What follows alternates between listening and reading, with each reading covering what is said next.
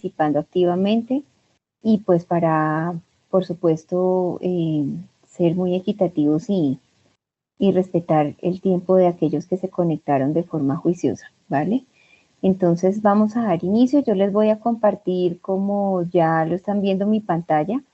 Por esa razón, pues para mí va a ser difícil ver manos levantadas, entonces en ese caso les pido que sin problemas, sin ninguna inquietud, simplemente activen su micrófono y en cualquier momento que lo requieran me interrumpan para preguntar lo que no vayan como teniendo muy claro. Bueno, entonces vamos a arrancar este ejercicio de hoy. Vamos a dividirlo en 3 momentos. Uno de esos momentos eh, va a ser el resto de la parte teórica que nos falta. Luego vamos a trabajar en una actividad ya un poco más autónoma, que va a ser en pequeños grupos, pero que va a ser digamos, en situación conectados pues al link. Y por último vamos a ver el caso clínico que está en la guía de este tema, de este módulo, ¿listo? Entonces, como un aviso parroquial, algunos de ustedes me habían preguntado si tenía esta clase virtualizada y pues creo que también es útil para aquellos que de pronto tengan dificultades en la conexión. Voy a compartirla igual con ustedes, pero pues no excluye que ustedes participen y estén activos en esta sesión porque vamos a tener componentes adicionales que no están en la presentación. Entonces les voy a compartir ahorita en el intermedio esta presentación que está virtualizada para que la puedan consultar en caso de ser necesario. De hecho, voy a pedirles un momento para cambiar esta presentación que es la virtualizada por la que no lo está, porque a veces emerge el sonido de esa clase que está virtualizada y no es chévere. Esperen un segundo, por favor.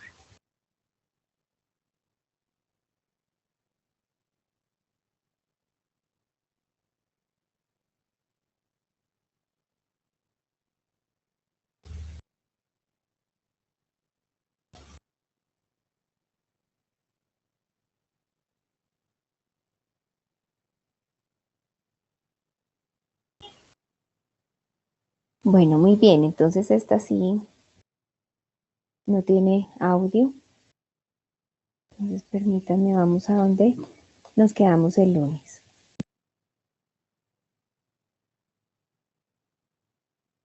De lo que hablamos el lunes, ¿alguien tiene dudas?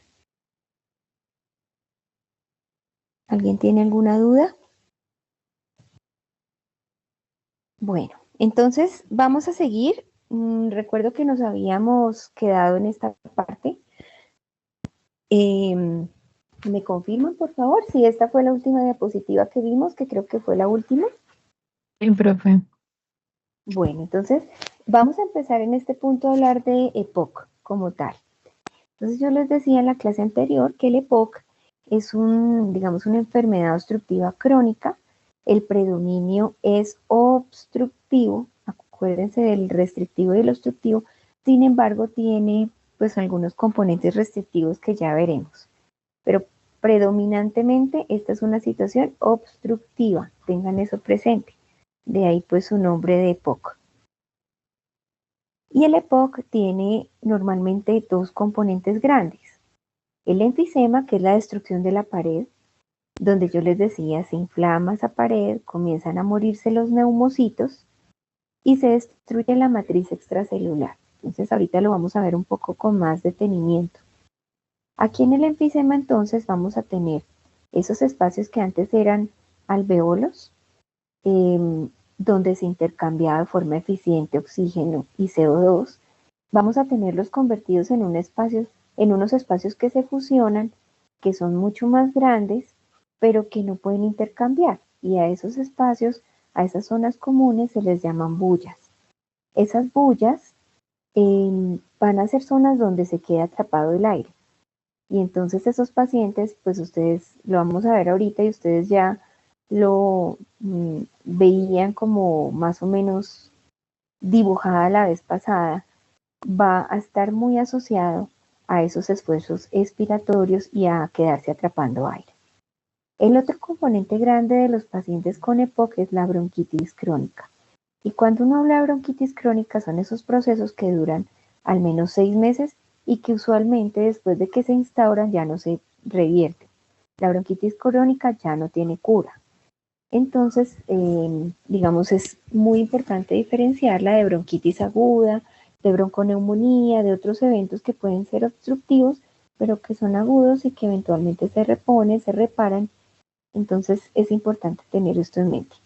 Cuando uno tiene destrucción de la pared alveolar con el enfisema y esa formación de zonas comunes que atrapan aire y lo asocia además con una obstrucción de las vías bronquiales, vamos a ver que la dinámica de expiración e inspiración es lo que nos va a estar mostrando esa resistencia aumentada, sobre todo en la expiración. Miren, muchachos, normalmente de el 100% de pacientes que ustedes vean con EPOC, el 80 al 90% de ellos tienen los dos componentes. Es realmente difícil, realmente raro encontrar pacientes que solo tienen o el componente de enfisema, pero sin bronquitis o viceversa.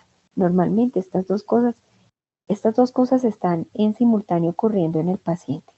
Por eso este diagrama pues muestra que hay muchas cosas comunes aquí y que se comparten entre pacientes. Por el otro lado tenemos el componente de asma. El asma no se cuenta dentro de EPOC, sin embargo es una enfermedad obstructiva que en este caso la gran diferencia con bronquitis crónica es que en muchos pacientes, en la gran mayoría de ellos, la obstrucción es reversible. Se puede recuperar, se puede restaurar la conducción. ¿Listo? Y está muy asociada con hiperreactividad bronquial, con alergenos, con detonantes, por ejemplo, con infecciones, con el deporte, con los momentos de estrés, entre otros. Y vamos a hablar de ella mucho más detenidamente a continuación en un ratito. Entonces aquí, como vemos en estos dos componentes del EPOC, tenemos por un lado bronquitis crónica. En esta imagen ustedes pueden ver un bronquio, por ejemplo, terciario, y ustedes van a ver que la pared bronquial es delgada, que la parte de la pared media muscular de estas, digamos, de esta estructura bronquial es bastante mucho más delgada que esta de abajo. Entonces en bronquitis crónica vemos un remodelamiento, una remodelación de la pared bronquial y esa pared se hace mucho más gruesa, se estimula la producción de moco, este moco está liberándose en abundante cantidad dependiendo de la situación puntual en el momento para el paciente, pero en general hay abundante moco que además empeora la obstrucción. Por ese otro lado tenemos el componente de enfisema. Aquí tenemos un lobulillo alveolar que está asociado a bronquiolos terminales que dan paso a los alveolos y pues aquí hay intercambio bastante abundante. Eso en un paciente sano. En un paciente con EPOC, esas zonas se van rompiendo, se van destruyendo, estas barreras que les estoy mostrando con el señalador se van rompiendo y van quedando esas zonas comunes que se llaman bullas. Y en estas zonas comunes ya no hay intercambio alguno. ¿Listo? Normalmente el EPOC es una condición sin cura, como les decía. Esto no se establece esta destrucción de la matriz alveolo-capilar, digamos, de la barrera alveolo-capilar no se restablece. Igualmente esta remodelación de los bronquios no es reversible y eso es lo que lleva al paciente de EPOC a básicamente estar en una enfermedad, llamémoslo crónica degenerativa, ¿sí? ¿Cuál es el objetivo con estos pacientes? Reducir el daño, conservar las zonas que aún están intactas. Y pues vamos a ver que eso depende de varios factores. Esta estadística es muy particular, es de país, es en España, no es tan reciente, pero mostraba cómo las mujeres tenían muchísimo menos riesgo y que por cada 4 hombres con EPOC, solo una mujer presentaba la enfermedad. Sin embargo, esto tiene cierto sesgo y es porque hasta no hace tanto tiempo, la mayoría de los pacientes fumadores o que estaban expuestos laboralmente a irritantes aéreos, pues eran más hombres que mujeres. Por supuesto, esto ha venido cambiando en los últimos tiempos y ya las mujeres pues vivimos en zonas muy contaminadas o algunas mujeres trabajamos en laboratorios o algunas otras trabajan en fábricas o u otras fuman. Entonces, pues por supuesto, esto puede ir cambiando en el tiempo. Esto es más un concepto histopatológico que se los traje como para que cuando ustedes vean las historias clínicas y los reportes de patología, pues no se confundan. Cuando uno habla de enfisema, puede hablar de distintos tipos de enfisema según la localización de las bullas o de las zonas que coalescen. Entonces, en este caso, este enfisema se llama enfisema centroacinar, ¿sí? Es centroacinar porque fíjense que está en la mitad del lobulillo alveolar. No afecta todo el lobulillo, sino que afecta específicamente a la zona central. Mientras que este, que es el enfisema panacinar, afecta como su nombre lo dice, pan de todo, global, afecta todo el lobulillo alveolar. Entonces hablemos un poco de por qué se presenta el EPOC, qué lo detona, a qué factores está asociado. Ya habíamos hablado un poco de esto la vez anterior, o al menos vislumbramos un poquito como las claves. Entonces, dentro de los factores tenemos dos principales. Uno que son los factores medioambientales o que son modulables, y en estos medioambientales enseguida vamos a hablar un poco más, pero pues como ustedes ven en la imagen, el primer factor de riesgo es fumar. Y aquí se incluyen entre los, digamos, lo que se comprende con fumar, no solamente es el tabaco clásico, sino que aquí también entran los vapeadores, los cigarrillos electrónicos, el tabaco, pues estos tabacos grandotes, cualquiera de estas fuentes se considera fumar. ¿Listo? Eh, ¿Qué otras situaciones, qué otras situaciones ambientales ustedes deberían tener presentes? Por ejemplo, tiene muchísimo más riesgo haber cocinado con leña o haber estado expuesto o estar siendo expuesto a la combustión de biomasas. Entonces, esto es una cosa importante que hay que tener presente y que deben preguntarle a los pacientes. Los pacientes normalmente que se exponen a estas combustiones de biomasas o incluso a los subproductos, pues los derivados del petróleo y demás, pues son mucho más susceptibles a sufrir de POC en la edad un poco más eh, tardía o avanzada, después de los 50 años. Otra cosa importante es vivir en zonas contaminadas. Entonces la contaminación, pues por supuesto, puede venir de estos subproductos de los hidrocarburos, de pues la combustión del diésel, de las gasolinas, de todo esto, pero además pues estar expuestos en zonas donde por ejemplo hay arsénico o hay sílice o hay materiales irritantes para el pulmón, aumentan el riesgo y la susceptibilidad de sufrir de POC. Bueno, aquí nos podríamos quedar bastante más tiempo, pero pues es importante que ustedes tengan esto en mente. Estas exposiciones ambientales se pueden reducir, por ejemplo, evitar el hábito de fumar o hacer cesación pues, del hábito, que no es para nada fácil, pero pues se puede hacer. Hay bastantes soportes actualmente para apoyar a los pacientes que quieren pues dejar hacer cesación de este hábito. Por otro lado están pues la protección que se debe usar, por ejemplo, si usted monta en bicicleta o está expuesto a ambientes en la ciudad que son altamente contaminados por largo tiempo a espacio abierto, pues es importante que use tapabocas, los N95 o hay algunos que son especiales y que filtran particulados. No sé si de pronto han oído a los ppm 10, que son particulados chiquititos que pueden eventualmente llegar hasta el pulmón, y esos particulados pueden quedarse en zonas pues, de bronquios, bronquiolos, eventualmente incluso llegar al parénquima ya alveolar. Entonces, esos particulados pues se reducen con el uso de máscaras y de protección. ¿Listo? Para aquellos, pues, digamos, para aquellos, y me incluyo que, por ejemplo, trabajamos en laboratorios con sustancias que son altamente tóxicas, pues es mucho más importante poderse proteger con filtros especiales para químicos y demás. Y lo mismo aplicaría para cualquiera de ustedes que esté pues en esos ambientes de exposición a sustancias que son muy irritantes.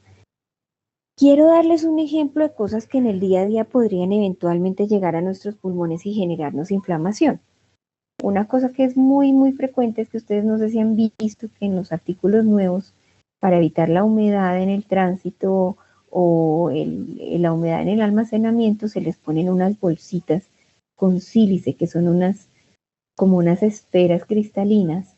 Y el sílice se ha visto que cuando se aspira, no estas bolitas que son gigantes, pero el particulado que sale del sílice, estas partículas llegan hasta el pulmón, los macrófagos las fagocitan, pero no pueden hacer nada con eso que fagocitaron. Se quedan con eso en el fagolisosoma y no lo pueden destruir. Eso genera que la célula empiece pues a presentar daño, y eso pues motiva inflamación e irritación intensa en el pulmón. Entonces hay cosas que eventualmente no son el cigarrillo o la combustión de biomasas o la combustión de hidrocarburos, pero que sí pueden eventualmente llegarnos a irritar y a generarnos inflamación pulmonar que puede desencadenar el enfisema. El otro componente grande de los factores de riesgo es ese que no podemos modificar. Y dentro de este grupo de pacientes están aquellos que empiezan sobre todo muy temprano con el enfisema, y se ha visto que en ellos hay mutaciones que generan alteración en el factor de crecimiento transformante beta 1 y que llevan a deficiencias de alfa 1 antitripsina. Y esa sustancia alfa 1 antitripsina es muy, muy importante porque degrada el exceso de elastasas y colagenasas, que ya les voy a comentar por qué son tan importantes. Entonces, para que no se les olvide, la alfa 1 antitripsina inhibe o reduce la cantidad o degrada el exceso de elastasas y colagenasas. Bien, entonces, en algunos casos hay familias que pueden presentar estos polimorfismos, estas mutaciones puntuales, y en esas familias el EPOC puede iniciar incluso antes de los 50 años. Es importante tener eso en mente. Con todo esto, entonces, uno que tiene en el lógico. Lo primero es que hay un irritante. Hay un irritante al que respondemos, que puede ser uno o varios, por supuesto, dependiendo del paciente. Y ante esa respuesta de irritación comienza la inflamación. Y ustedes bien lo saben porque ya lo vimos al inicio del semestre, la inflamación se desarrolla con vasodilatación de vasos, llegada de leucocitos, liberación de citoquinas, liberación de, por ejemplo, sustancias como elastasas y colagenasas que degradan matriz celular para poder, pues por supuesto, ir como llegando a la zona afectada. Todas esas células leucocitarias llegan, depositan sus citoquinas en el pulmón, comienzan a destruir matriz, comienza la inflamación también a matar neumocitos, y el problema es que los neumocitos tipo 1 y tipo 2 no se regeneran. Los neumocitos tipo 2 y 1 se mueren y ya ahí queda como el espacio. Entonces, si ustedes recuerdan, cuando hablamos de inflamación, dijimos que uno de los procesos importantes de la inflamación es restablecer la zona, y que si eso no es posible, pues será como el espacio que ya podemos regenerar, y pues formen eventualmente matriz extracelular que sirva como soporte. Pero en este caso puntual, fíjense que hasta los fibroblastos se empiezan a morir y no pueden llegar a la zona. Además, la elastina y el colágeno que pudieran depositar los fibroblastos, si es que llegaran o pudieran pues encontrar un buen sitio para empezar a proliferar, pues se va a degradar porque en muchos casos esta inflamación lleva a la producción de muchas elastasas y colagenasas que van a romper la matriz, que van a cortar y a destruir. Entonces en esos casos pues tampoco tengo con qué llenar el espacio. Y fruto de eso es lo que veíamos antes. Veíamos que todas estas zonas básicamente coalescían, se fusionaban, se formaban esas bullas donde no vamos a tener ya células funcionales, sino que vamos a tener meramente espacios, espacios que se llenan con aire, pero que en ninguna forma se pueden intercambiar. Por el otro lado, entonces tenemos pues la muerte que sufren las células epiteliales en la mucosa de los bronquios, pero también los neumocitos 1 y tipo 2. Esas células comienzan a morirse no solo por apoptosis, sino por necrosis. Ustedes saben que la apoptosis pues es una muerte mucho más programada, mucho más limpia, donde no hay tanta destrucción de la vecindad. Sin embargo, en el caso de los neutrófilos, de la necrosis, esa muerte es mucho más dañina, mata todo, mata incluso pues induce la destrucción de vecinas por la liberación de un montón de sustancias que comienzan a originarse de esa muerte no programada de las anteriores células. Entonces todo esto nos lleva a tener un contexto inflamatorio donde destruimos donde destruimos elastina, colágeno, donde perpetuamos la inflamación, degradamos la matriz y no tenemos con qué llenar ni siquiera el espacio de las células que no se pueden restablecer.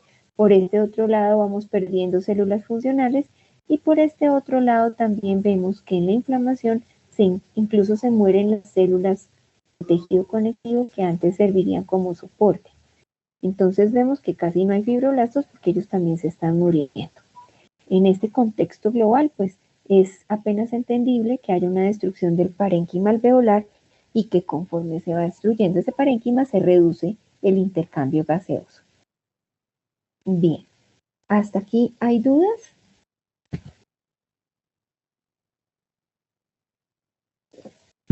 Muy bien. Miren ustedes entonces. Listo, chicos. Miren ustedes entonces estos bronquios. Aquí vamos a tener un bronquio sano que tiene una pared pues normal, que produce cierto moco, sí, pero es una cantidad bastante manejable. Los bronquios, si ustedes recuerdan, la tráquea tiene unos anillos que son incompletos, pero que son muy rígidos de cartílago. Y conforme vamos bajando hacia los bronquios primarios, secundarios, terciarios, vamos perdiendo progresivamente ese cartílago, ya no tenemos este soporte para mantener abierto el bronquio más pequeñito, el bronquiolo, y esto pues es importante. Luego tenemos en esta imagen lo que pasaría en una bronquitis. La bronquitis pasa por los mismos detonantes, todos estos detonantes ambientales y los detonantes de factores genéticos van a sumar acá. Y entonces vamos a tener un bronquio inflamado que con el tiempo esa inflamación da paso para la remodelación y vamos a tener un engrosamiento de la pared, si ustedes se fijan. Perdón. Y adicionalmente vamos a tener muchísima producción de moco, mucho más exagerada que lo que tendríamos en un bronquio sano. Entonces, este moco también nos está robando luz, nos está quitando luz efectiva disponible. ¿Listo? Entonces, quiero que se imaginen el ejercicio que hicimos el lunes, tocando el tórax, inspirando de forma muy consciente y ahora de manera también muy consciente expirando, pues durante la inspiración, como ya lo dijimos el lunes, se expande el tórax y me ala el pulmón. Y al alarme el pulmón no solo me expande los alveolos, cambia de aire, sino que me ala también los bronquios. Y al alar los bronquios hacia los extremos, los abre.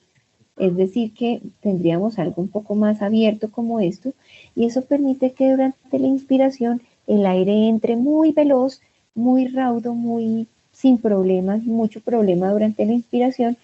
Pero ¿qué pasa durante la expiración? Cuando el pulmón se contrae, entonces también contrae a los bronquios. Y al contraer los bronquios, pues toda esa expansión que yo había ganado se va a perder.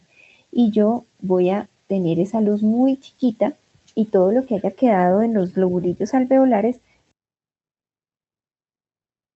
va a ser fácil sacarlo. No sé si eso es claro, pero si no es claro, esta imagen es muy ilustrativa. Miren ustedes, tenemos esto que nos representa el lobulillo alveolar. Tenemos la luz bronquial y el moco. Por supuesto, eso solo es diagramático porque sabemos que entre el bronquio y el alveolo pues estarán los bronquiolos y demás, pero este, digamos, es un diagrama puramente esquemático.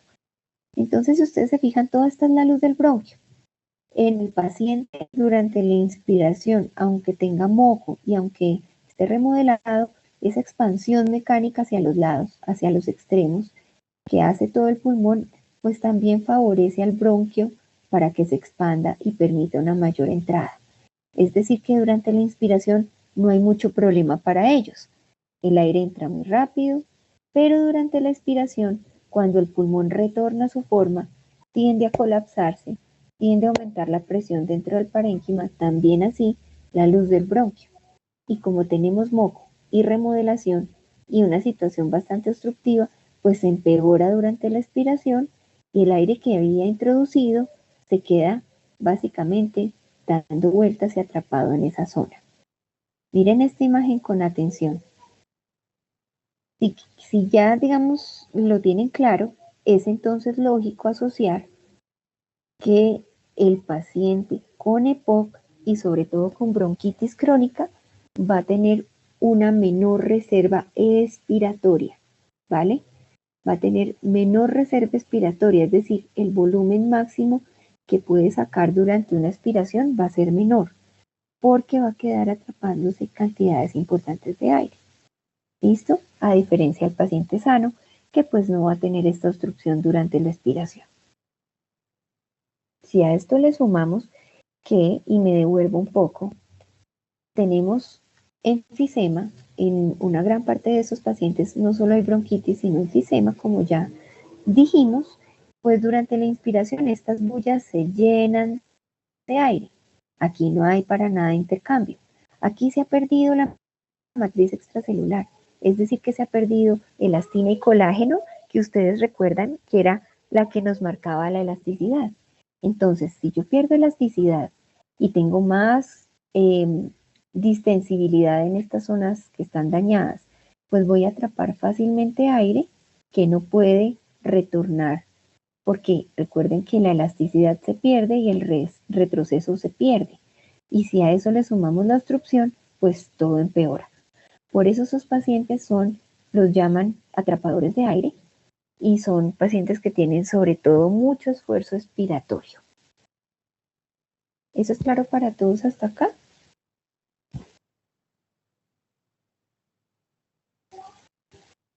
Bueno, espero por el silencio que sea un sí. Esta imagen muestra muy tipo caricatura lo que pasa en un pulmón sano. Normalmente los pulmones sanos tienen un color rosado, no tienen, digamos, depósitos de contaminantes. Si usted en algún momento de su ejercicio profesional tiene la oportunidad de ver una autopsia de un paciente que murió con EPOC o que fue fumador bastante intenso durante su vida, va a notar, de hecho no solo en los fumadores, también en aquellos que vivimos en zonas contaminadas, sí hay cierta probabilidad de encontrar en la autopsia esta apariencia en el pulmón. De hecho, por aquí la tengo, perdón que me salte tanto, pero quería mostrarles esta apariencia grisácea que tiene ese pulmón y se puede evidenciar, de hecho, en algunos pacientes una coloración más parda tirando a negra y es por la acumulación de esas partículas del humo, las ppm10, de nicotina, todas esas partículas usualmente el sistema inmune difícilmente las puede eliminar, entonces se van quedando acumuladas.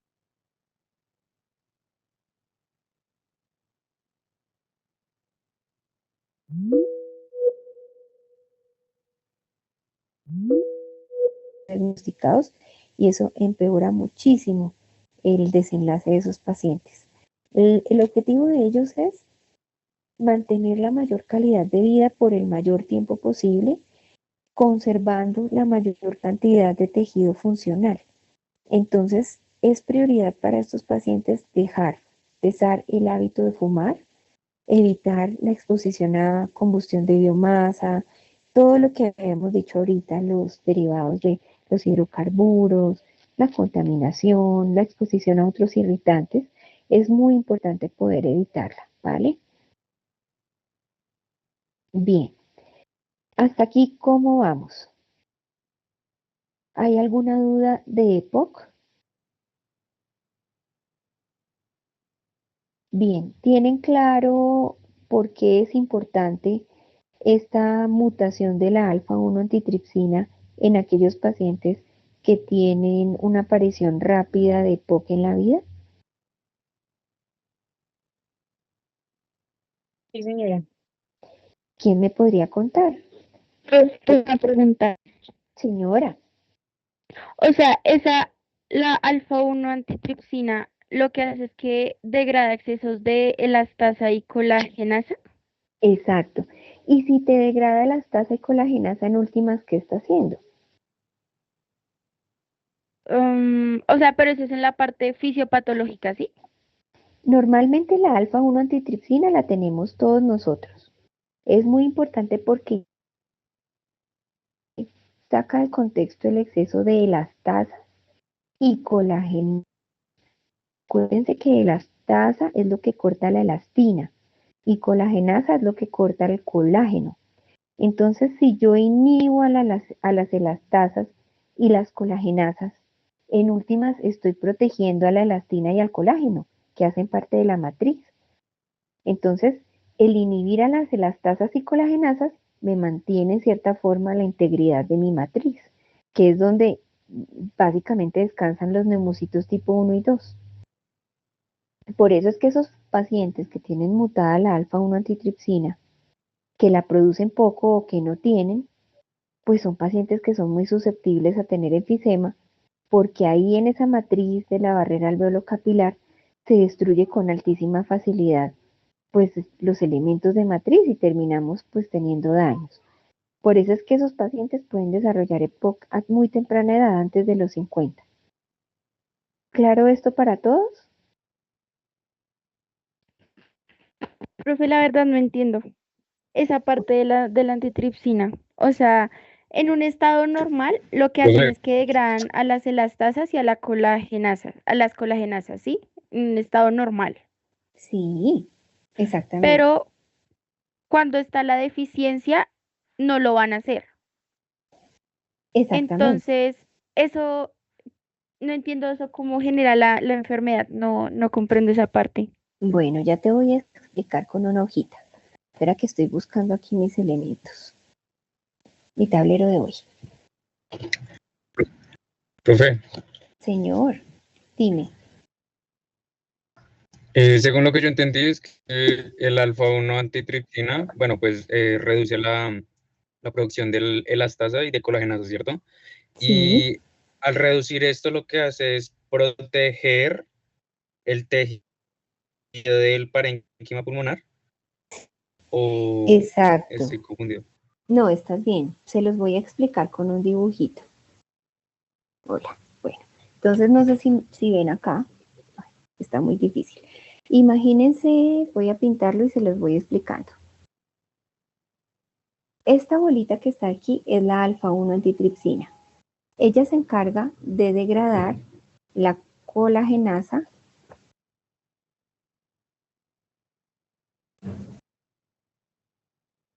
y la elastasa.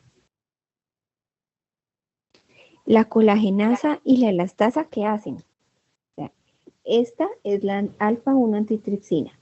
Ella se encarga de degradar a la colagenasa y a la elastasa. Si ellas están activas, acuérdense que lo que termina en asa degrada cosas, son enzimas que rompen, ¿sí? Entonces, colagenasa, ¿qué es? Es lo que degrada el colágeno y elastasa lo que degrada la elastina.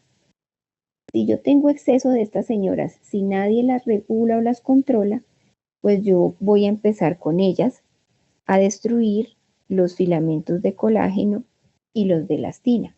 Yo voy a tener destrucción de elastina y de colágeno, que son dos de los elementos que están en la matriz, ¿sí? Si yo tengo excesos de colagenasa o de elastasa, yo pierdo esto. Y esto es lo que está en la barrera, en la matriz. ¿Se acuerdan que dijimos que aquí, voy a pintarles por acá?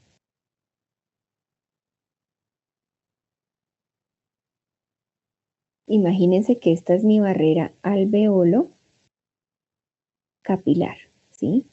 Y en esta barrera, en el intersticio, yo tengo un montón de elastina y de colágeno que está aquí.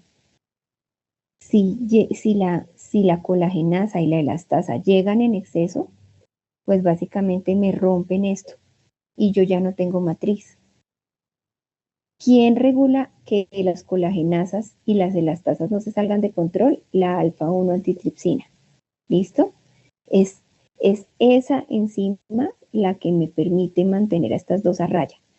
Si ellas dos no están controladas, lo que yo voy a tener es una destrucción masiva de matriz. No sé si eso es claro. Lady, tienes la manito levantada. Cuéntame. Sí, profe, una pregunta en caso de que... No te escucho entrecortado, perdón. Otra vez, ¿podrías intentar? ¿Me escucha, profe? Perfecto, sí. ¿Qué pasa si un niño...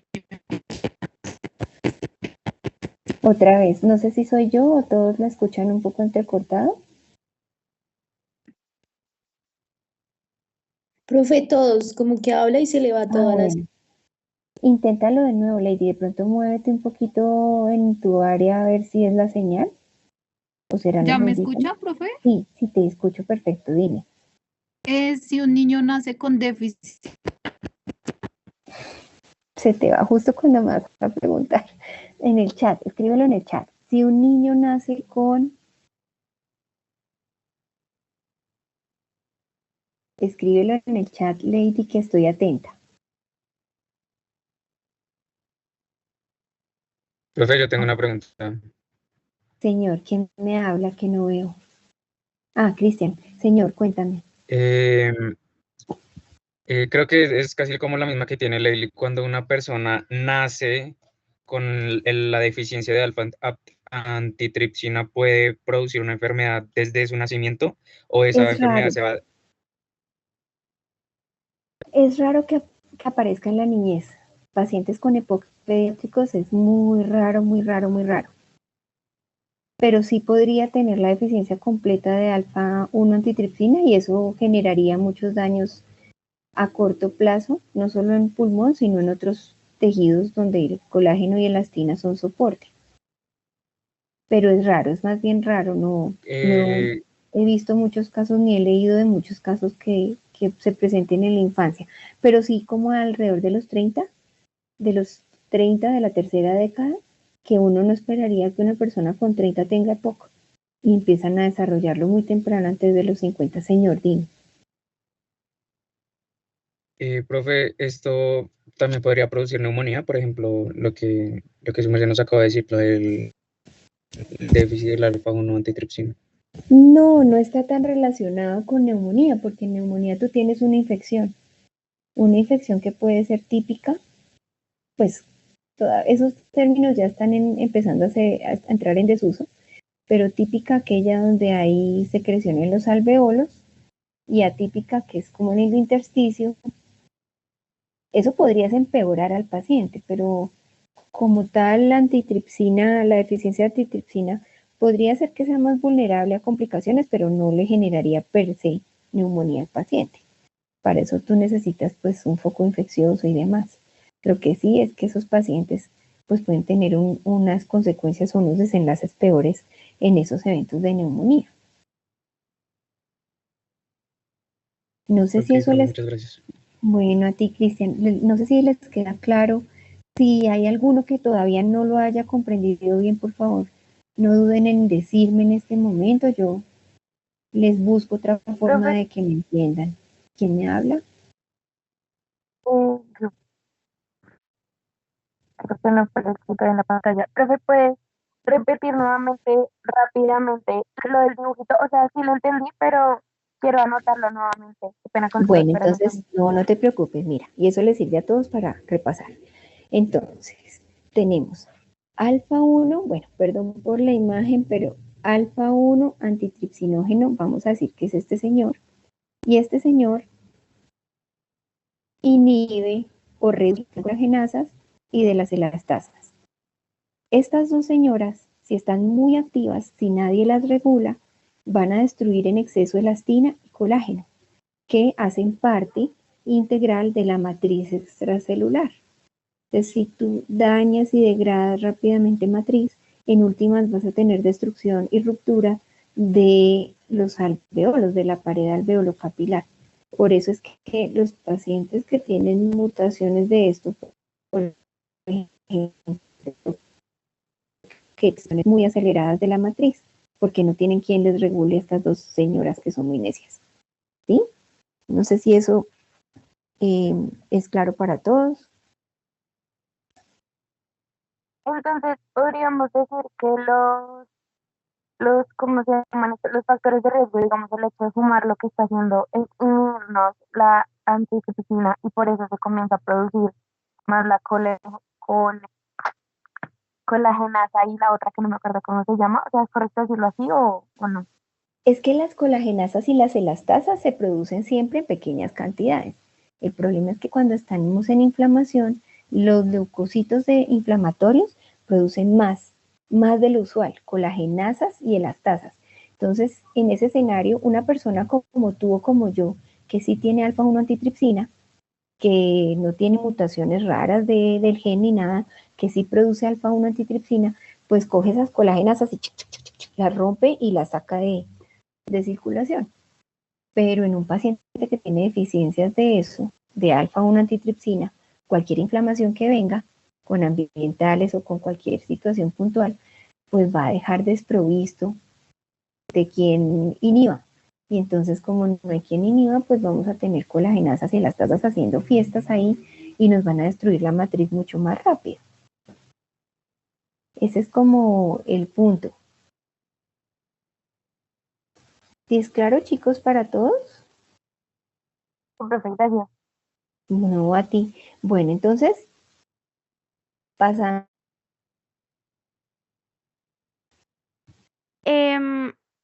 O sea, digamos, esta deficiencia de alfa 1 antitripsina nosotros lo vimos en factores genéticos, pero es Sí. posible que, digamos, al estar expuesto a esos efectos medioambientales, lo que sea, o sea, la leña o fumar, etcétera, generen esa deficiencia. No, Ok. no. Lo que sí podría ocurrir, permítanme un momento que no sé si alguien está intentando ingresar. No, creo que no. Lo que sí podría ocurrir es que esos factores medioambientales, que un paciente que sí produce alfa 1 antitripsina podría manejarlos de mejor manera, pues los manejen. En este caso, los deficientes de esta sustancia, pues empeoren muchísimo más rápido. ¿Todos me escuchan bien? Sí, señora. Sí. Bueno, muy bien. Y les encargo si de pronto ven que algún compañero está pidiendo acceso para que por favor le den entrada. Bueno, entonces hasta acá lo general que quería tratar sobre POC. Vámonos Profe, ahora, señor, dime. también tengo otra pregunta. Uno, ¿cómo podría, digamos, medir en términos clínicos si la alfa-antitripsina uno está disminuida o está aumentada? Pues tú vas a ¿No ver habrá de que pronto algún método diagnóstico? sí, se puede con pruebas genéticas saber si lo estás produciendo o no. Por ejemplo, testeando la secuencia de los genes, digamos, de la secuencia asociada al gen, ¿sí? Si hay mutaciones, también puedes identificar eh, pues, la producción misma de alfa 1 antitripsina con anticuerpos.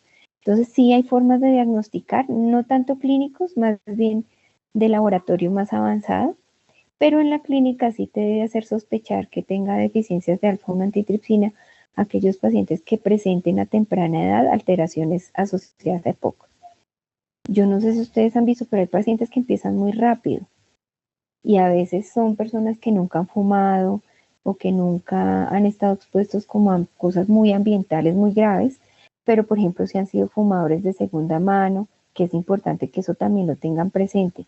No solo es no fumar, es no permitir que otros fumen alrededor suyo, porque usted ahí en ese momento básicamente está fumando humo de segunda mano, o peor, los que están expuestos a tercera mano también, que muchas veces son niños, pues las sustancias que se impregnan en ropa, pues en el ambiente. Pero, ¿cómo podrías tener presente esto? Para resumir la respuesta es, si es un paciente que está teniendo sintomatología a temprana edad, yo revisaría a fondo en el laboratorio con anticuerpos o con otras pruebas más específicas genéticas si hay o no expresión y en últimas la presencia de mutaciones en los genes asociados o en el gen asociado, que en este caso se asocia mucho la producción de alfa-1 antitripsina al gen que codifica para factor transformante beta, de crecimiento transformante beta. Antes de pasar a asma, que es esta imagen que estamos viendo acá, yo quisiera que habláramos del manejo de estos pacientes con EPOC. Ya dijimos al principio que esta situación no tiene cura. Esto no se revierte. De hecho, van como en progresión. Por eso se considera una enfermedad crónica y degenerativa. ¿Qué harían ustedes con un paciente así? ¿Cómo le proveerían una mayor calidad de vida?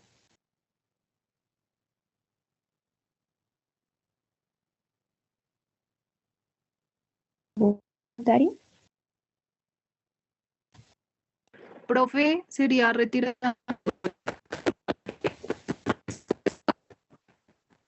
No te escuché, pero te entendí retirar. Me imagino que retirar los irritantes ambientales de pronto. Sí. Ajá, esa es la primera Oxígeno, cosa. profe. Muy bien, entonces el oxígeno se puede usar de varias formas. Hay unos concentradores que de pronto ustedes conocen que se pueden usar en casa, que son unos equipos más bien, pues, entre comillas, compactos para estar sentado en una silla y demás, pero que no son tan prácticos para salir a la calle. Entonces ellos tienen unos concentradores de oxígeno que pueden usar en casa, unos concentradores especiales que pueden llevar ya para paseos cortos. Estos pacientes son pacientes que no resisten muy fácilmente la actividad física. De hecho, se cansan muy pronto caminando, subiendo escaleras. Entonces, con ellos el ejercicio debe ser en cortos como momentos, como cortos. Se debe usar oxígeno, digamos, aumentar la presión. Si ustedes recuerdan, en la clase pasada veíamos la presión parcial de oxígeno, pues en estos casos esos concentradores lo que hacen es mandarme una mayor presión para que los alvéolos que aún persisten funcionales pues se llenen con una mayor presión de oxígeno y eventualmente eso me ayude a intercambiar mejor. ¿Qué más haríamos con estos pacientes? Acuérdense que el corazón también está involucrado, porque el corazón está tratando de compensar de alguna forma la falta de oxigenación y está mandando más sangre, entonces el corazoncito también está ahí haciendo esfuerzos. ¿Qué harían entonces? Sería administrarle losartán, medicamentos. Estar más que iniciar con medicamentos directamente que afecten la presión o que afecten la función cardíaca, lo que tú dices importante es controlar los niveles lipídicos, reducir el colesterol, reducir digamos, la carga sobre el corazón, entonces controlar la presión arterial, protegerle mucho su corazón, porque ese corazón está trabajando más para tratar de llevar, como les digo, perfusión oxigenada con lo poquito de oxígeno que tenemos a los sitios. Eso es una cosa importante.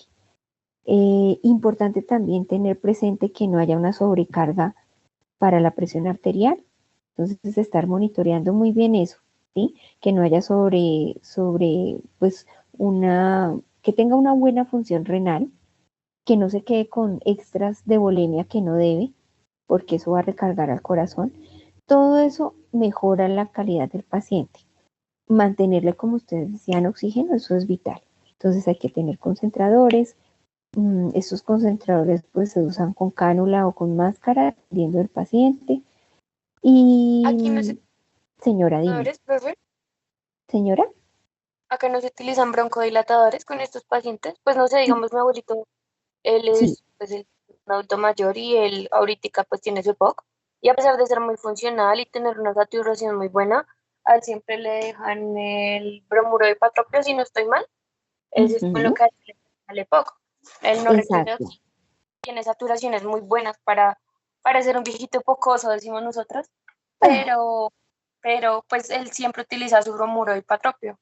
Muy bien, porque seguramente tu abuelito está en una fase muy temprana de la enfermedad y si sigue portándose súper juicioso, que es por lo que logro leer un poco en lo que hablas, seguramente está muy bien manejado, digamos, no está avanzando, no está progresando y esa es la idea, es mantener la funcionalidad al máximo posible. Entonces el bromuro hipatropio funciona, algunos corticoides funcionan porque broncodilatan. De hecho, en algunos casos se puede, si el paciente no tiene comorbilidades, usar en algunos momentos de crisis broncodilatadores de emergencia. Se puede usar.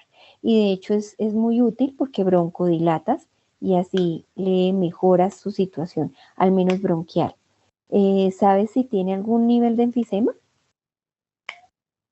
No, no, hasta donde hemos sabido, no, él tiene el EPOC hace mucho tiempo porque él cocinó mucho tiempo con leña y Ujú. durante cierto tiempo fumó, pero él dejó el cigarrillo hace muchos años.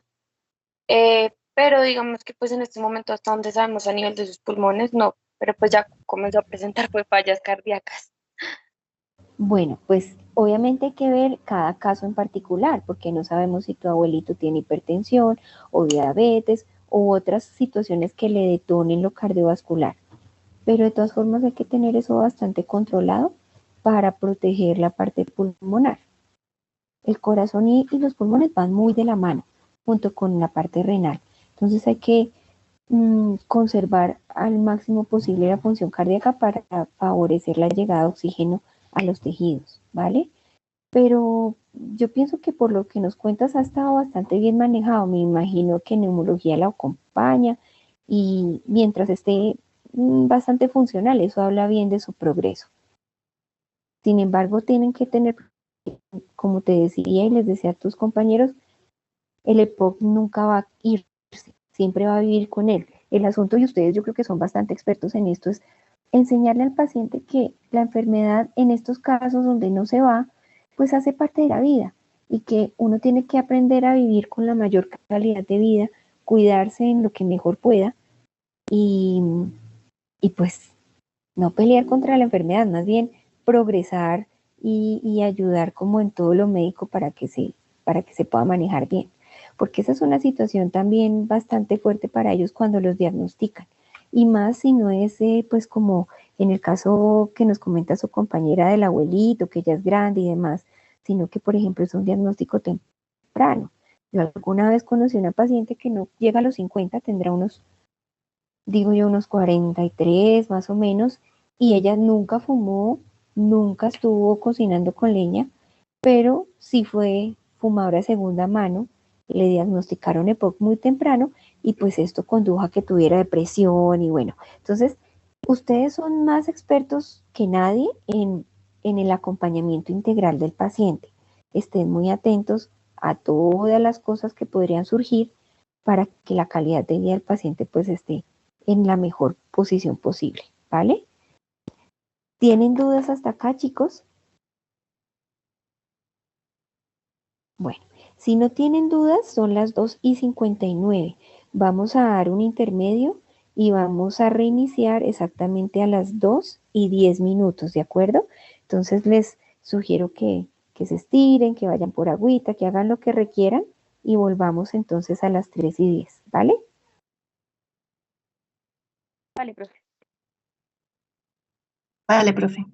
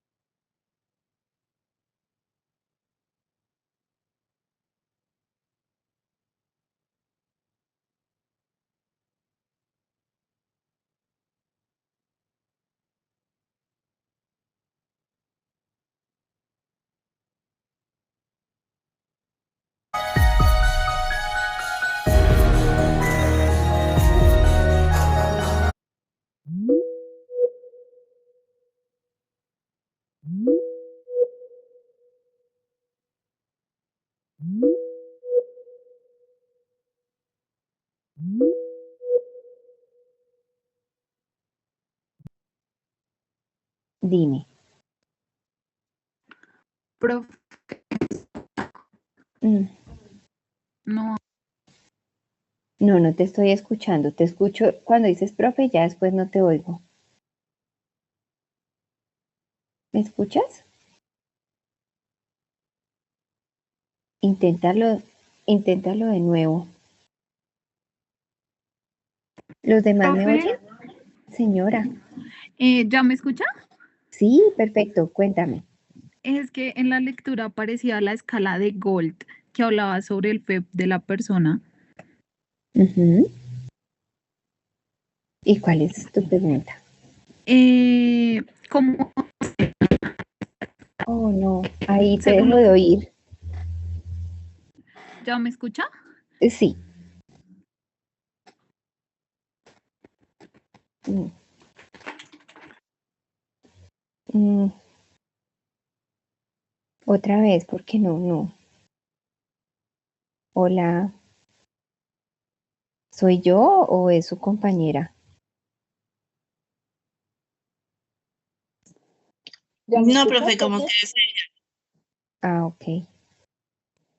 Hola, hola. Hola, te escucho. Profe, y en cuanto a las exacerbaciones, Espérate, pero espérame. Lo primero que me preguntabas. sobre la escala de Gold, ¿esta se toma con la espirometría? Sí, normalmente sí. Ok. Y eso lo hace directamente el doctor, el que debe como tal, según el grado que tenga la persona. Sí, normalmente se hace la clasificación, la estratificación, la hace el neumólogo usualmente. Ok. Y profe, en cuanto a las exacerbaciones, que también las nombraba la lectura.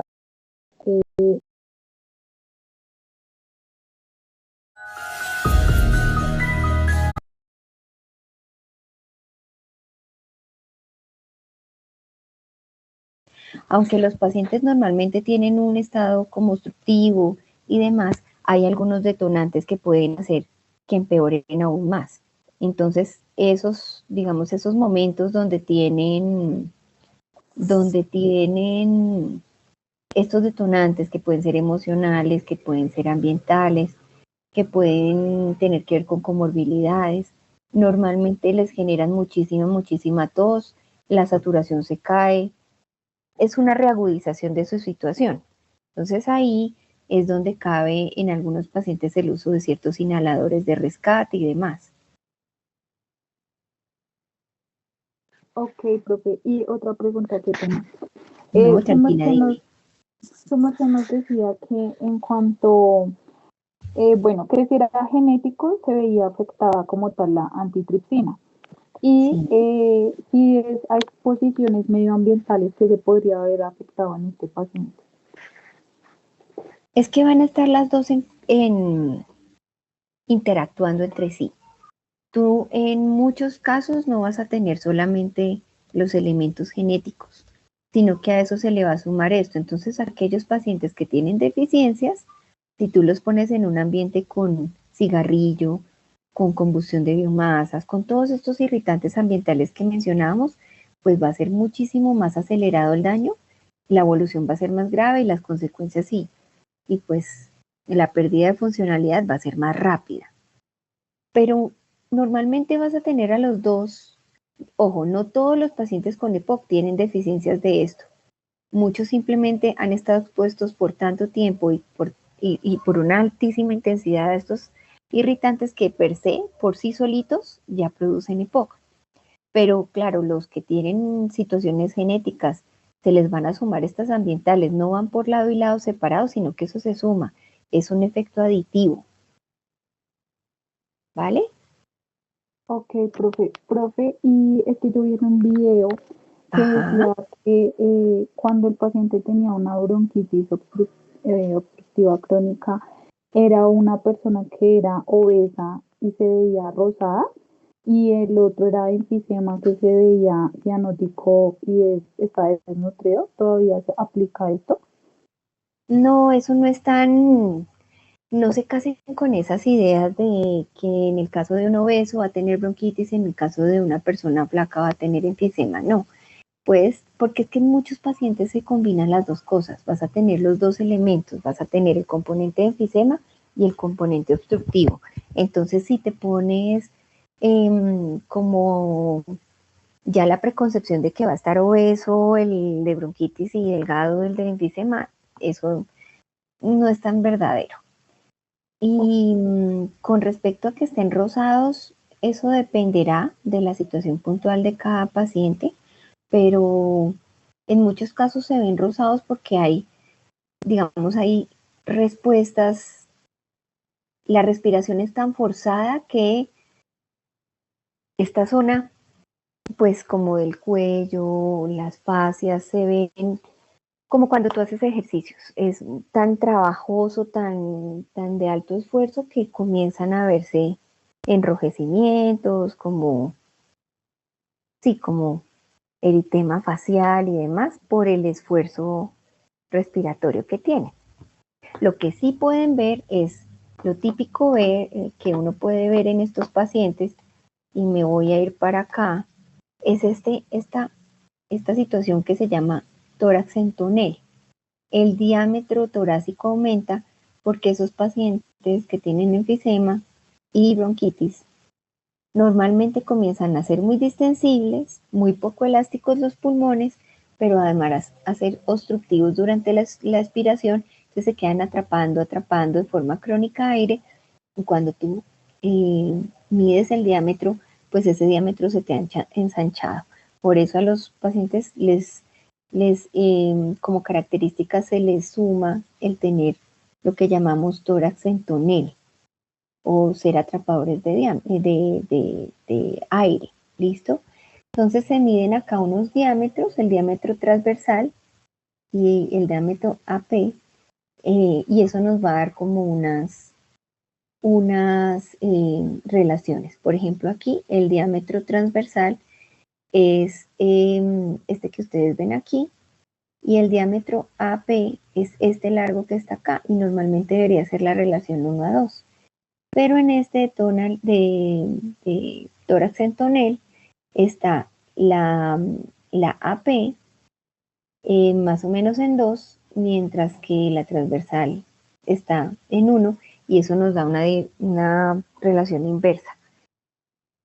¿Qué les estoy tratando de decir con esto? Que cambia sobre todo la morfología torácica, más que los cambios en el peso. Ahora bien, un paciente con enfisema es un paciente que difícilmente va a intercambiar, y por eso es que se ha asociado más frecuentemente el paciente que está flaco con estas situaciones, porque pues para esos pacientes va a ser difícil tener oxígeno, y por supuesto sus células van a estar en detrimento para poder crecer, para poder mantenerse. ¿Sí?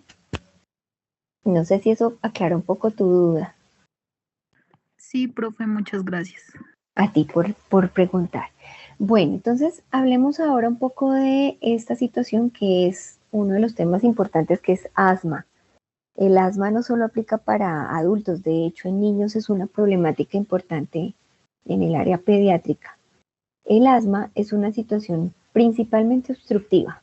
Ustedes no van a ver restricción aquí en el intercambio, lo que sí van a ver es muy afectada la parte de conducción. Principalmente esto afecta los bronquios de los pacientes. Y para que pueda presentarse la clínica, que ya ahorita la vamos a mencionar, pues primero tiene que haber una fase que se llama una fase de sensibilización. Y aquí quiero remitirme un poco a lo que hablamos en inflamación al principio del semestre. Entonces, en estos casos, voy a empezar por el principio de todos los tiempos.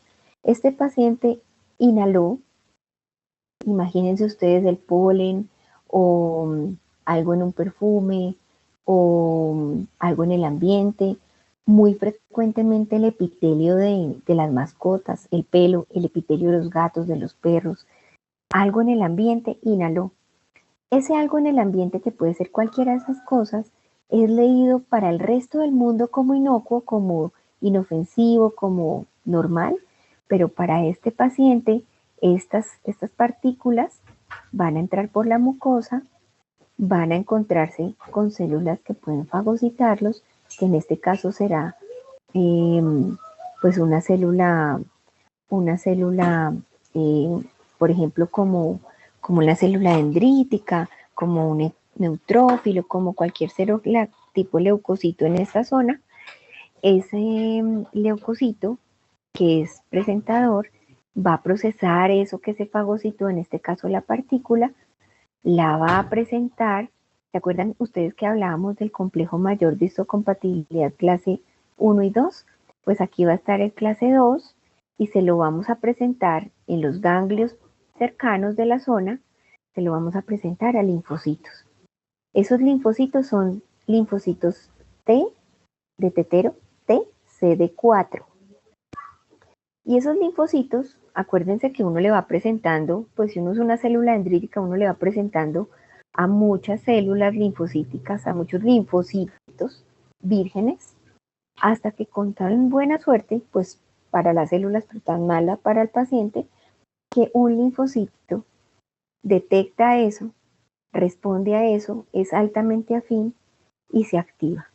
Y una vez se activa, adquiere un perfil es como, hagan de cuenta, una especialización, que se denomina TH2. Desde ese momento esas células se llaman células CD4 TH2 activas. Y esas células empiezan a expandir, empiezan a proliferar, empiezan a crear muchas como ellas. Hagan de cuenta que eso es un batallón de células T activadas contra ese potencial alergeno. Mientras toda esta acción pasa, el paciente ni se da por enterado, él ni siquiera sabe lo que está pasando.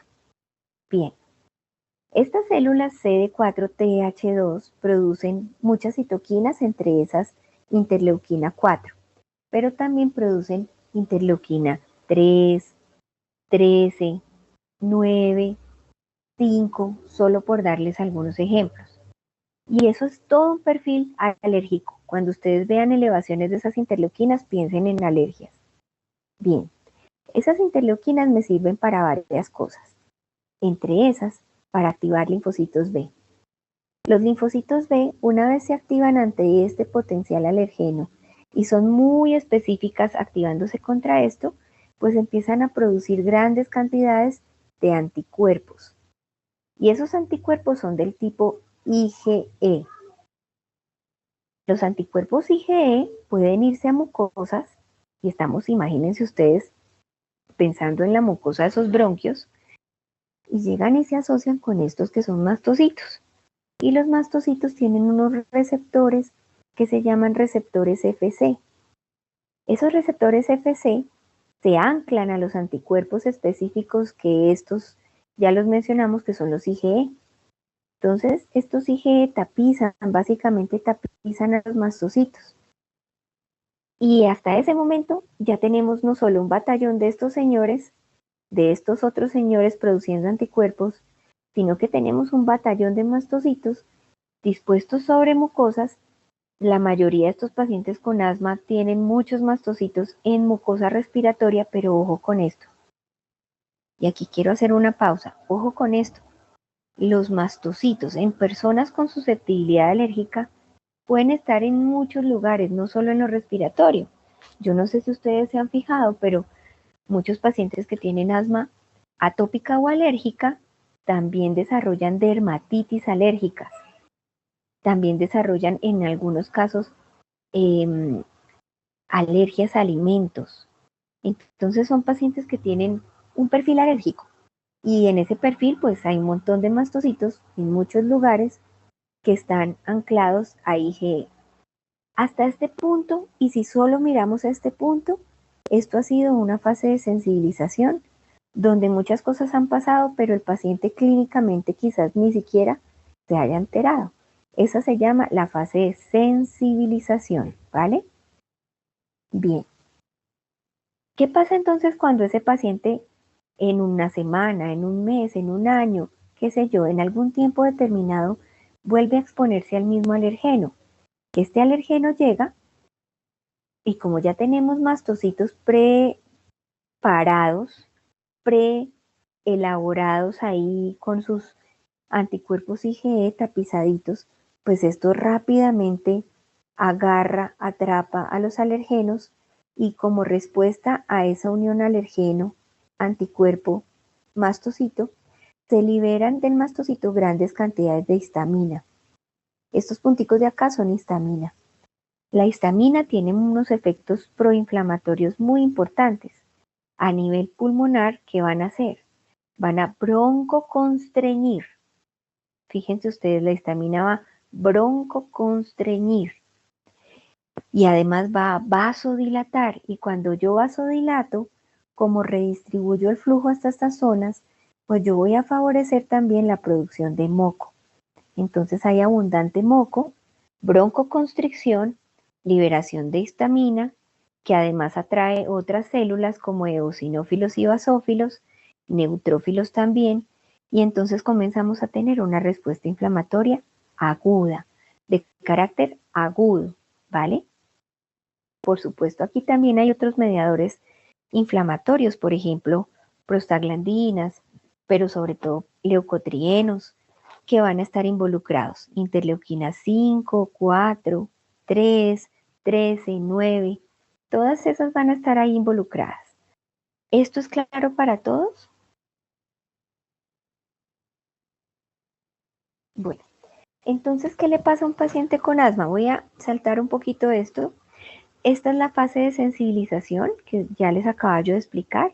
Llega el alergeno, es presentado por una célula dendrítica. La célula dendrítica va a presentárselo sobre todo a estas células TCD4, que una vez activadas se conforman como respuesta específica TH2. Y esto activa células B. Las células B empiezan a producir IgE, que tapiza los mastocitos. Ese es el resumen ejecutivo. En la fase aguda, entonces, tenemos la reexposición a esos alergenos con toda la liberación que mencioné hace un segundo de histamina, mediadores proinflamatorios, todo esto. Y pues en ese momento es cuando usted va a ver la crisis en el paciente, que se caracteriza porque tiene muchísima tos, porque tiene pues ese carácter obstructivo, le cuesta más bien respirar, puede sentirse agitado, puede tener taquipnea. Entonces eso va a estar muy marcado a lo agudo. Como ustedes todos saben, en ese caso, pues lo que se recomienda es usar inhaladores de rescate. Esos inhaladores de rescate tienen un efecto dual.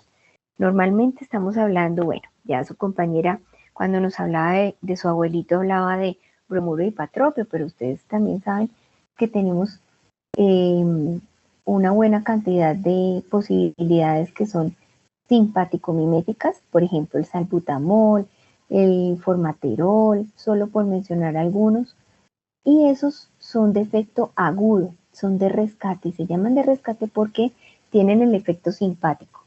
Broncodilatan, vasoconstriñen, ¿vale? Al broncodilatar se corrige toda la parte obstructiva, al vasoconstreñir se reduce la producción de moco. Entonces, en esos casos, esos medicamentos de rescate vienen a salvarnos en esta situación, pero es una situación muy aguda, por eso se llaman de rescate, ¿vale? Si alguien hasta acá tiene dudas, por favor, en este momento me puede indicar. Si no, voy a pasar a otra fase, que es la... Señora, dime. Qué pena, ¿podrías repetir la parte de lo de broncodilatación y Sí, cuando tú vasoconstricción? tienes una fase aguda en el paciente, tú tienes broncoconstricción, que te hace que el paciente tosa, que sienta que le falta el aire. Toda esa parte respiratoria es muy evidente gracias a la broncoconstricción. Se te cierran los bronquios parcialmente. Pero además, como esos pacientes están produciendo mucho moco, pues ese moco tampoco ayuda, porque está cerrándome más la luz. Entonces, cuando yo uso un simpático mimético, lo que estoy haciendo es broncodilato y así reduzco, corrijo la broncoconstricción, broncodilato, pero vasoconstriño. Y al vasoconstreñir también se reduce en cierta forma la producción de moco y la inflamación en la zona. Pero eso es muy de momento, eso es muy de uso muy temporal, muy a corto plazo, porque tampoco podemos abusar de esos simpáticos miméticos. ¿Qué pasa con esos pacientes en el entretiempo, en el tiempo regular, cuando no están mal, cuando no tienen crisis aguda? Pues si esos pacientes, por ejemplo, este paciente nunca se usó el tratamiento de mantenimiento que le sugirieron, nunca hizo nada al respecto, pues estos pacientes van a estar constantemente en un proceso inflamatorio que ya no se ve marcado por neutrófilos y demás, sino que va a estar marcado por la presencia de macrófagos, que son células a más largo plazo, y de linfocitos TH2 en la zona. ¿Qué va a pasar entonces? Que esos pacientes constantemente van a estar con un cuadro más obstructivo, con producción de citoquinas variadas, con producción de leucotrienos, de prostaglandinas. No va a ser el ahogo, pues, de crisis, pero esos pacientes, de todas formas, pueden tener eventualmente algo de tos, pueden tener algo de tos nocturna, pues que está muy marcada por el frío que broncoconstriñe, pero además por la posición cuando dormimos, pues que también ayuda a que se acumulen mocos y demás. Entonces, eso va a estar ahí en esos pacientes. Por eso es que es sumamente importante que si un paciente tiene asma, se acompañe del neumólogo, se acompañe de su médico tratante y que reciba medicamentos de mantenimiento, distintos a los de rescate que mencionamos. Mantenimiento, usualmente como mantenimiento se usan corticoides. Los corticoides reducen la respuesta inflamatoria y de esa forma ayudan a que no haya tanta liberación de histamina. Eso en últimas va a mejorar la broncoconstricción, va a mantener un poco más libre las vías de conducción del paciente y a largo plazo me ayuda muchísimo. Es muy importante mantener esos tratamientos pues valga la redundancia, de mantenimiento, porque si usted no lo hace, ese paciente va a remodelar los bronquios. Y entonces, imagínense ustedes que ya no tenemos esto en crisis, sino que lo tenemos todo el tiempo. Ya básicamente se comporta como una bronquitis crónica.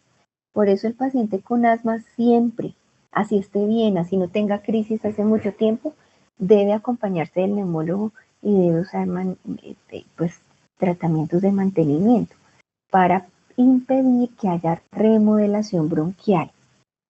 ¿Vale? Eso es muy, muy, muy importante, que el paciente se ciña, se adhiera al tratamiento. Otras opciones de tratamiento, pues los corticoides usualmente se usan inhalados, son muchísimo más seguros inhalados, se pueden usar a largo tiempo, digamos manejos más largos. Ustedes todos saben que los corticoides sistémicos o orales, pues son mucho más, ¿cómo decirlo?, no tan seguros, porque pueden, por ejemplo, presentar los pacientes otras alteraciones colaterales al manejo de estos medicamentos, por ejemplo, Cushing y otros pues, que ustedes por farmacología saben bastante bien. Entonces, en estos casos se usa muchísimo más los inhaladores porque son más de efecto local.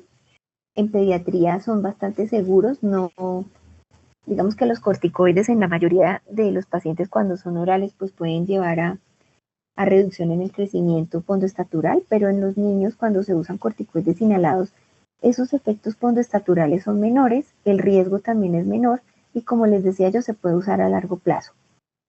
Ya de hecho, hay algunas presentaciones de corticoide que se acompañan de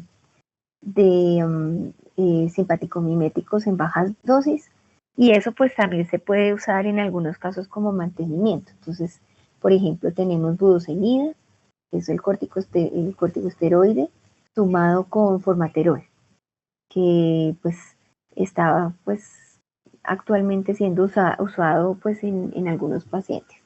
Pero también eventualmente, y de pronto ya los han visto en clase con farmacología, se pueden usar inhibidores de leucotrienos como Monteluca o Montelucas. Esos medicamentos pues también pueden ser usados.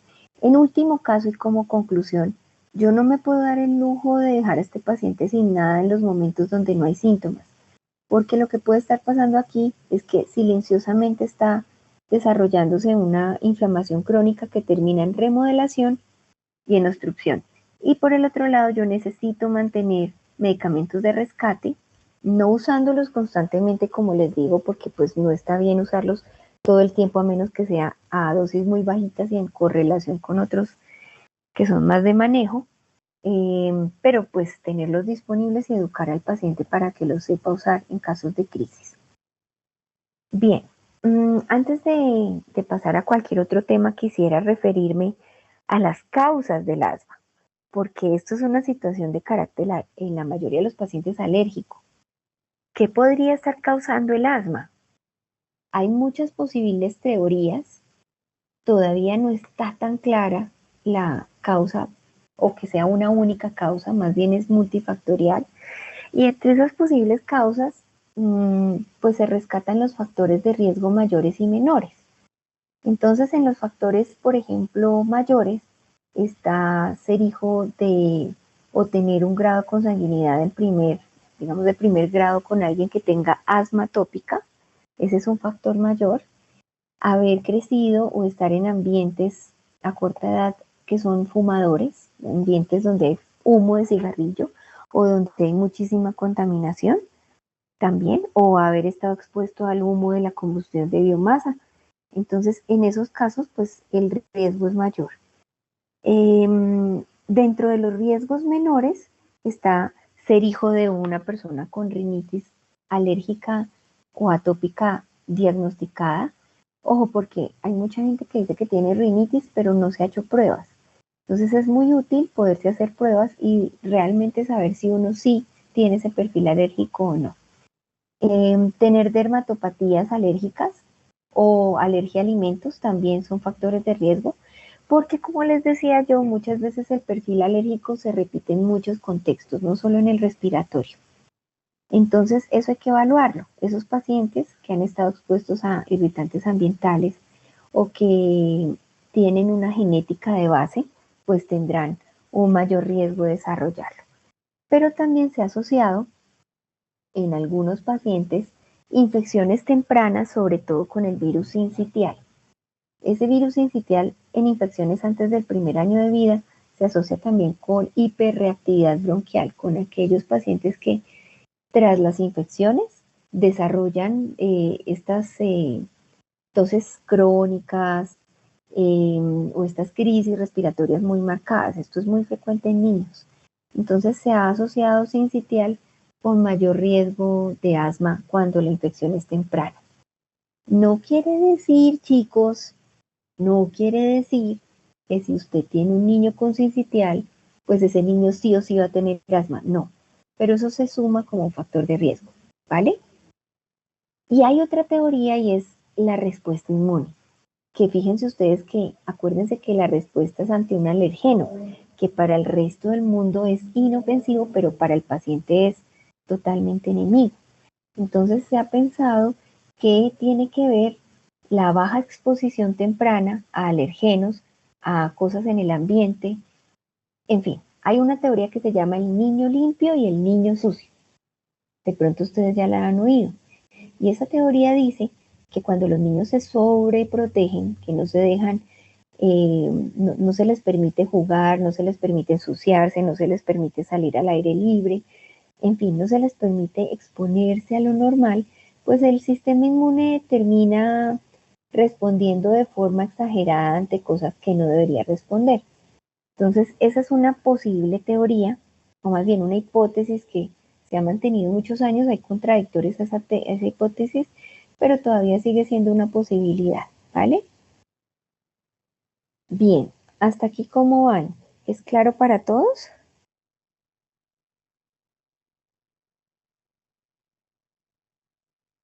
Bueno, entonces aquí, pues algunos repasos que les voy a dejar. En la presentación que está grabada, pues pueden ver los detalles de estas diapositivas. Y pues se los voy a dejar ahí porque ya hemos hablado bastante de esta situación de la alfa-1 antitripsina, ¿vale? Y esto pues es una muestra de un pulmón de un paciente con EPOC que murió pues muy seguramente por esta causa. Y entonces aquí quiero que se fijen en estas zonas donde coalescen muchos alveolos, donde se rompieron alveolos y empezaron a fusionarse en esas bullas que mencionábamos antes. Todos estos espacios son bullas, normalmente no debería verse así, debería verse muchísimo más pequeñito y más delgada la barrera alveolo-capilar, pero acá todas estas zonas que yo les estoy mostrando con el señalador son zonas donde se fusionaron alveolos, y esto es lo que se vería macroscópicamente en ese tejido. Esto ya se los mencioné, pues tenemos un enfisema centrolobular y un enfisema panacinar. Y ya les había hablado del tórax en tonel.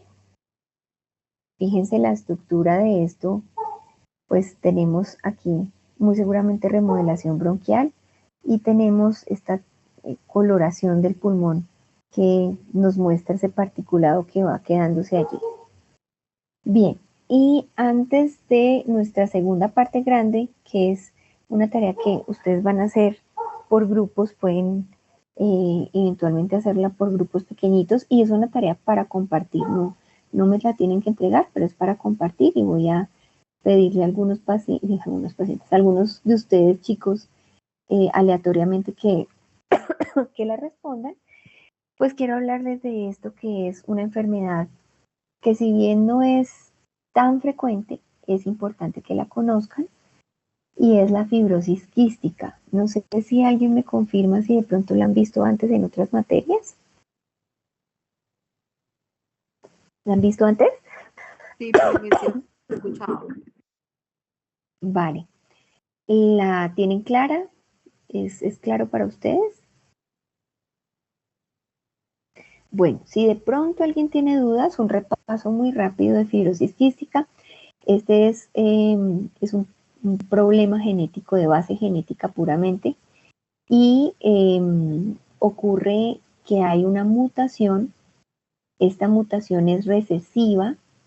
Recesiva significa que para que un paciente presente síntomas y la enfermedad clínica, se requiere que ambos papás le den un alelo afectado. Necesita tener dos alelos afectados para este gen que codifica para el canal con el mismo nombre, que es el CFTR, que es un canal básicamente de cloro.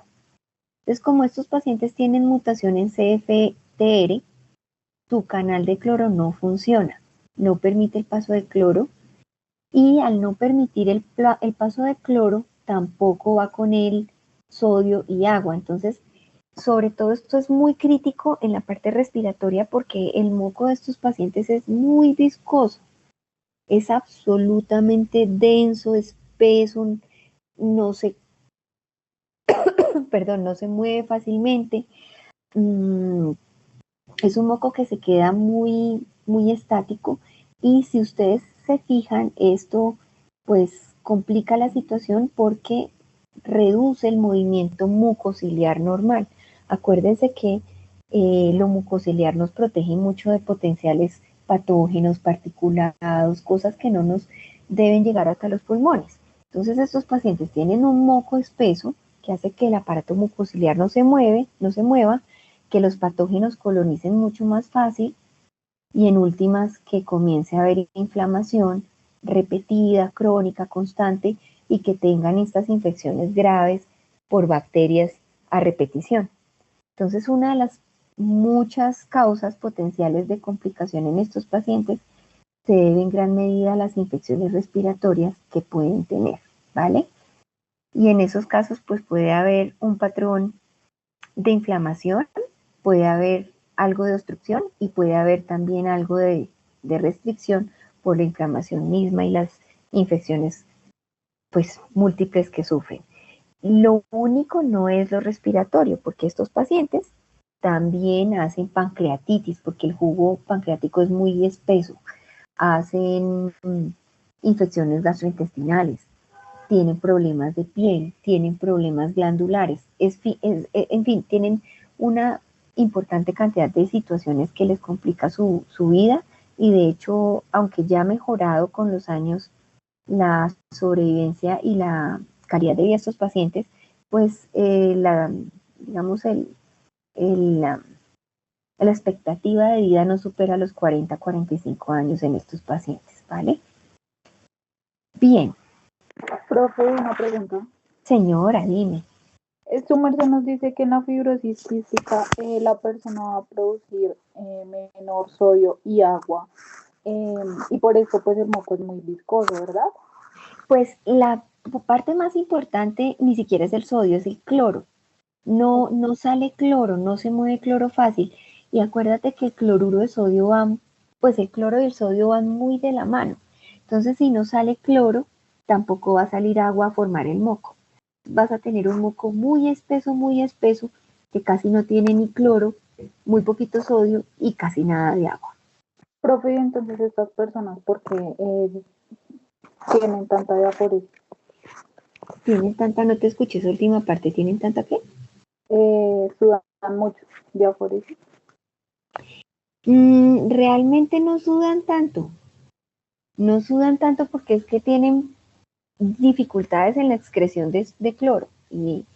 Pero acuérdate que el sudor es hiposmolar, es mucho más bajito, pues no mucho más, pero es más bajito en osmolaridad con respecto al plasma.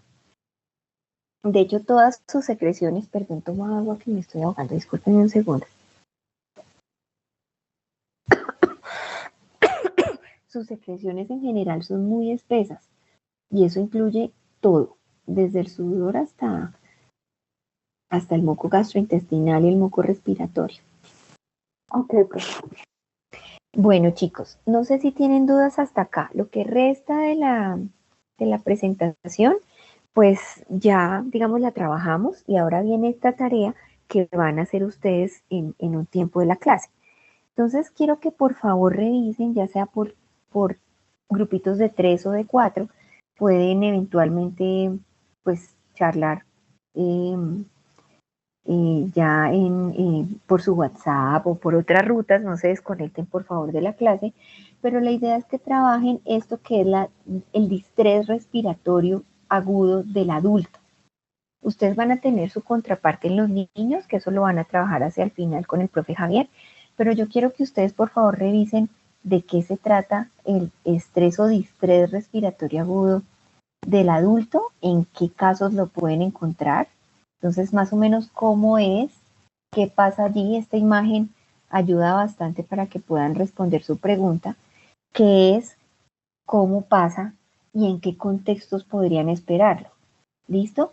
Para esto les propongo, son las 3:48, que hagamos una pausa un poquito más cortica, de unos 7 minutos si les parece.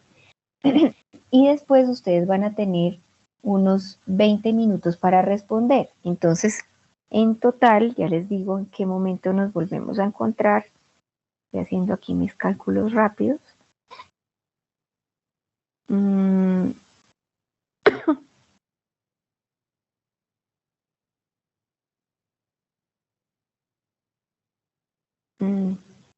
Deme un segundo. 3:48, le vamos a sumar 7 minutos por su descanso. Ahí nos van a dar las 3:55 y de ahí en adelante tienen 20 minutos. Chicos, permítanme un momento, por favor, ¿vale? Empiecen a trabajar, por favor, ¿listo?